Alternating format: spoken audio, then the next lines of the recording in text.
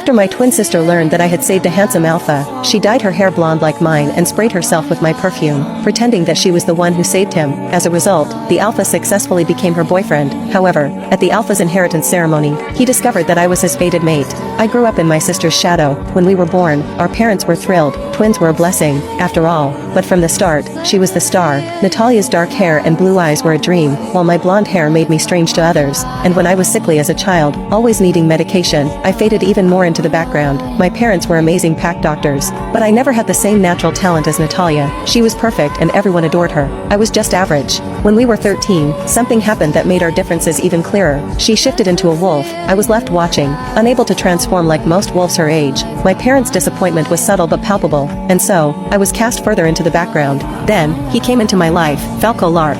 I was walking through the forest one morning when I found him, a rogue, unconscious, and wild. His scent was strange, but there was something about him that made me stay. When his eyes met mine, I could barely breathe. His words, my love, sent a rush through me. I didn't know this man, but in that moment, he saw me. When we took him back to our estate, I couldn't stop thinking about him. The next day, he stood in the training grounds, having joined our pack. As I watched, I hoped, maybe this time, someone would see me. But of course, he didn't. He saw my sister, Natalia. She smiled, and I watched as his eyes lit up in recognition.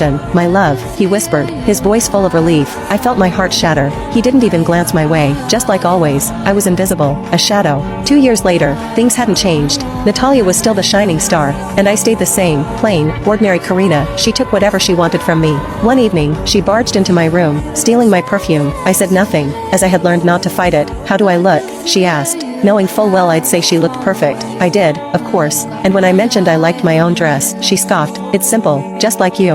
I swallowed the sting, smiled, and went downstairs. At dinner, I noticed the chocolate cake from Lenara Bake Shop. It was Natalia's, of course. My mom made sure of it. Even when it came to the little things, she was always first, but I was used to it. We went to the party afterward, where everyone fawned over Natalia. I hung back, ignored as usual. My dad reminded me not to make trouble for her, and I stayed quiet, avoiding the attention. Falco's official acceptance into the pack as alpha heir was the highlight of the evening. The moment he entered the garden, he drew all eyes. He was breathtaking, tall, strong, and impossibly handsome in his black suit. I couldn't stop looking at him. Don't look at my boyfriend like that, Natalia hissed in my ear, snapping me out of my trance. Her boyfriend? I quickly looked away, my cheeks burning. As the ceremony wrapped up, I slipped away from the crowd, seeking peace behind the house. That's when I smelled it, his scent, a warm, woodsy fragrance. My heart raced as I followed it, only to find him standing there, waiting.